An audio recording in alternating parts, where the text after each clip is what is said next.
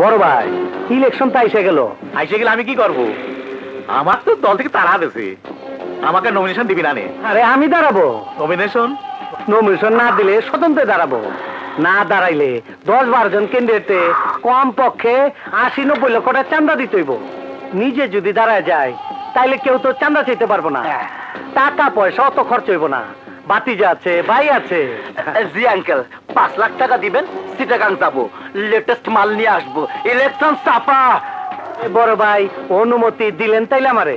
হয় খারায় যাও, টাকা পয়সা খরচ করে হতে পারলি খরচা পোষায় নিতে হবে 1 মাসের মধ্যে। বাবা, তত দূরে যাইতে হবে না।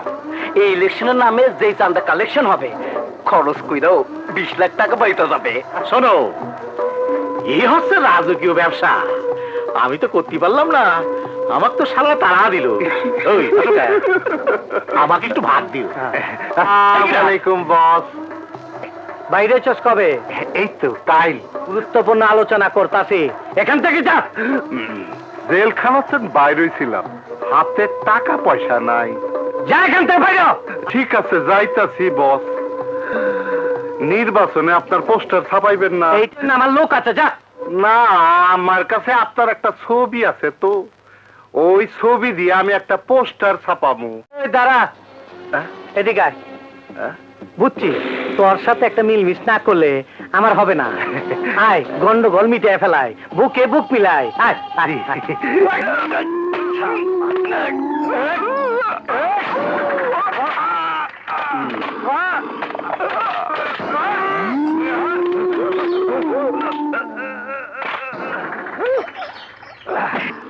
কি করলে?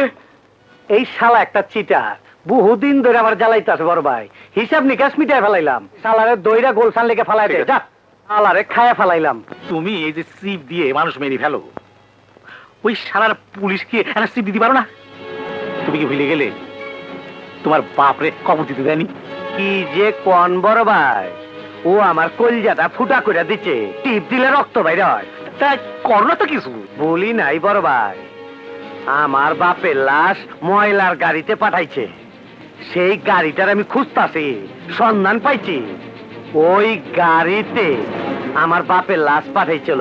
আমি ওর বাপের লাশ ওই গাড়িতে পাঠায় দেবো।